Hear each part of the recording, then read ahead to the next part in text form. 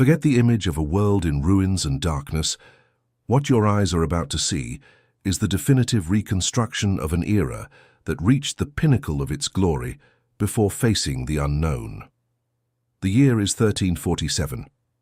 Imagine vibrant cities, cathedrals that defied gravity, and a trade network connecting European knights to the imperial silks of China. Many believe the Middle Ages were a period of stagnation, but the reality of 1347 is a punch in the gut to the skeptics.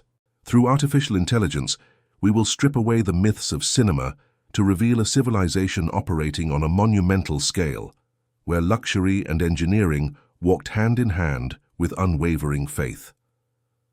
But make no mistake, beneath the glow of stained glass and the steel of armor, inequality was brutal, and danger lurked in every dimly lit corner. Historians call this moment the summer of medieval civilization. The population had never been larger, the universities never more brilliant, and the sea routes never more congested. But this grandeur hid an invisible tension. The world was becoming too small for such ambition. Let's land in Paris. With nearly 200,000 inhabitants, it was the beating heart of Europe. These weren't mud huts, but timber and stone buildings up to 5 stories high, leaning over the streets to create a labyrinth of extreme density where the sun barely touched the ground. Look at the cathedrals. Gothic architecture wasn't just art, it was a challenge to gravity. They had no steel, yet they used geometry to create glass walls that supported tons of stone. The precision that keeps these towers standing today is a testament to medieval genius. Master builders were guardians of geometric secrets. They believed that by building with the golden ratio, they were tuning earth to heaven. Each pointed arch was designed to distribute weight, so the building seemed to float. It was the technology of light overcoming the brutality of matter. The figure of the knight reached its most sophisticated form. Forget heavy, clunky metal cans.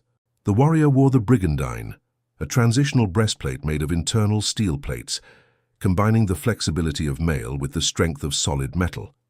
He was the elite force of the 14th century. Being a knight cost a fortune.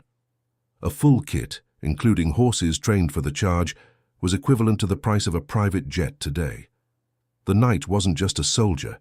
He was the apex of an economic system that turned land and sweat into steel and prestige.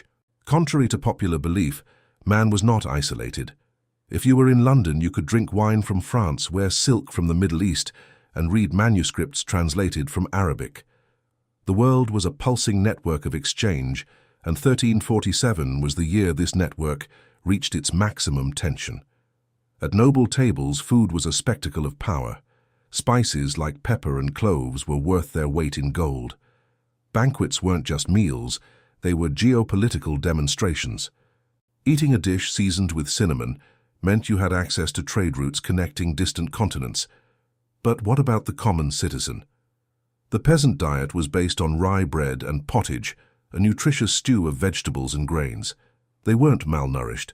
The physical strength required to plow fields and carry cathedral stones demanded an immense caloric intake sustained by precision agriculture. In 1347, time began to belong to men. The first giant mechanical clocks began appearing in city towers. For the first time in history, trade could be timed. Urban life was accelerating, and the clock was the heartbeat of this new economy. Cities like Florence and Bruges were the world's factories. Wool was processed on an industrial scale, moving millions in gold coins. Fashion was vibrant and luxurious. Crimson reds and deep blues dominated the streets, proving that the grey Middle Ages is a cinematic invention. People frequented public baths called stews. Bathing was a social and hygienic event, a legacy of Roman traditions. The idea of medieval filth is largely a myth created centuries later. While knights fought, minds burned. Universities were centers of pure logic. Students from all over Europe traveled thousands of miles to debate law, medicine, and astronomy. Reason was not at war with faith. They were the two hands building the future. Let's move to the Mediterranean. Galleys were wonders of navigation. They carried more than goods. They carried ideas and news. But the sea that brought wealth also brought uncertainty. The efficiency of sea routes was the highest the world would see for a long time. Castles were no longer just square towers. They were complex polygons, designed so every angle was a killing point for an invader. Military engineering was a game of chess in stone, where every slit and every moat had a mathematical purpose of absolute defense. How did swords not break in combat? Blacksmiths mastered the tempering of carbon steel. They created blades with a flexible core and a hard edge. It was a family secret, passed from master to apprentice under an oath of silence. If you were a shoemaker or a weaver, you belonged to a guild. It was a state within a state. They controlled prices, quality, and who could work. Order was the rule. In 1347, no one walked alone. You were part of a larger machine. Imagine Paris at night. It wasn't total darkness. Thousands of beeswax candles and oil lamps glowed in the windows of taverns and churches. Artificial light was a status symbol. Whoever could light the night dominated time. The aroma of a market was intoxicating. Saffron, cumin, ginger. These substances traveled by caravan across deserts and seas until they arrived here. Trade was global, long before modern globalization. Gold for grams of flavor, that was the exchange that moved kingdoms. Justice was public and theatrical. Punishments were designed to serve as examples, but highly sophisticated commercial courts also existed. If one merchant cheated another, his reputation died in weeks. Trust was the real currency. The masters of Venice created glass that was true jewelry, allowing light into homes in ways never seen before, transforming daily life into a spectacle of reflections. Salt was white gold. In an era without refrigerators, salt was the only preservation technology. Whoever controlled the salt mines controlled the survival of cities in winter. Politics was, above all, a politics of essential resources. Knighthood reached its most romantic and brutal level. Tournaments weren't just games. They were displays of force where fortunes were won and lost in seconds. At this very moment, caravans are crossing the steppes of Central Asia, bringing precious porcelain to Black Sea ports. 1347 was the year the connection between East and West reached its most efficient and, at the same time, most dangerous point. Observe the entrance of a medieval city. Drawbridges, moats, and multiple layers of gates. Security was a physical obsession. Each city was an independent fortress, ready to close itself off from the world at the slightest sign of danger. Before the Gutenberg press, information was handwritten on animal skins. A single book could be worth the price of a farm. Knowledge was physical, heavy and extremely valuable. To be literate was to have access to the secrets of the universe. Textile dyes came from exotic insects and plants. Crimson red came from the kermes, harvested in the Mediterranean. Color wasn't just visual, it was applied chemistry. Wearing a vibrant color was showing that you had the world at your feet.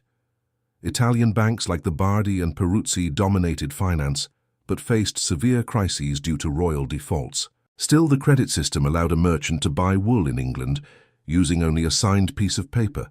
Forget the idea that they only used prayers. Doctors used herbs and audacious procedures, such as cataract surgery by couching, based on centuries of observation. They fought to prolong life with the tools they possessed at the edge of knowledge. But here is the tension. Europe was overcrowded. Agricultural technology could no longer keep up with population growth. The forest had been cleared, the soil was exhausted, and any small shock to the system could be fatal. The climate began to cool. Crops began to fail in marginal regions. The civilization that built immense cathedrals was now dealing with the uncertainty of an empty plate. The pride of engineering was facing the fury of nature. In the cities, waste management was the great challenge. Paris had drainage channels, but they were not enough for the human mass. Urban tension was a sanitary powder keg about to be ignited. In the midst of uncertainty, the cathedral was the only constant. People lived with one foot on earth and the other in eternity. Faith was not an escape. It was the base of the entire social structure. If the church fell, the world would fall with it. In 1347, the conflict between France and England was at its tensest point. The siege of Calais had just ended. War forced military innovation, larger siege weapons and logistics that drained royal treasuries. Art was becoming more realistic. Painters like Giotto began to give volume and emotion to human figures. It was the birth of the individual in art. Medieval man began to look at himself with new eyes. Mining was a descent into the abyss. They dug hundreds of meters in search of silver and copper. The technology for pumping water from mines was the pinnacle of mechanical engineering at the time. Metal was the blood of the economy. Astronomers used bronze astrolabes to map the heavens with precision. They didn't know the Earth revolved around the sun, but they could predict eclipses and navigation routes with a minimal margin of error. Contrary to the myth, women had vital roles. They managed guilds, administered rural estates, and were fundamental in the textile industry. Their voices echoed in the courts and the urban economy. Polyphony was being born. Churches resonated with complex harmonies that seemed to float in the stone vaults. Music was mathematics made sound. Venice in 1347 was an engineering miracle on water. Thousands of wooden piles supported marble palaces. The canal system and the Venetian navy were proof that man could tame the ocean. Paper began to replace expensive parchment. Made from linen rags, it allowed bureaucracy and education to become more accessible. Information began to become light. Medieval tourism was driven by faith. Thousands traveled to Santiago de Compostela or Rome. This created a road infrastructure network that was the basis of modern tourism. The Hanseatic League controlled trade in the Baltic Sea. From herring to timber, they had a monopoly. It was the year of economic diplomacy. Fashion was complex. Buttons allowed clothes to be adjusted to the body. Clothing was not just protection, it was a language of class, profession, and lineage. Children learned family trades early. Education was in brutal practice, passed by example and repetition. By age 12, a young person was already a productive gear. Outside the cities, life was cyclical. The village was a unit of mutual cooperation. Windmills and watermills were the processing plants that fed the world. The windows of houses began to receive small glass panes joined by lead. Light entered homes, changing domestic life and bringing a new desire for privacy and comfort. News traveled fast by horse messengers. The speed of information was what held empires together. Monasteries were botanical laboratories. They cultivated medicinal herbs and experimented with plant crossbreeding. The science of life was hidden behind cloister walls. Casting a bell was the greatest foundry challenge. The bell was the voice of the city, the signaler of life, death, and war. Everything you have seen, the light, the steel, the faith, and the engineering, was in a perfect balance. 1347 was the year the Middle Ages shone so brightly, it almost blinded its inhabitants. But perfection has a price. What this year teaches us is that no civilization is safe with technology alone. They had mathematics, global trade, and powerful armies. And yet they were at the mercy of forces they could not see. As we look through this AI reconstruction, we do not see the past. We see the reflection of our own ambition, a terrible beauty, built to last an eternity, but which lasted only as long as the balance allowed. The glow of 1347 faded, but the stones of the cathedrals remain standing. If you felt the weight and grandeur of this era, leave a like and subscribe. We still have many centuries to reconstruct. Until next time.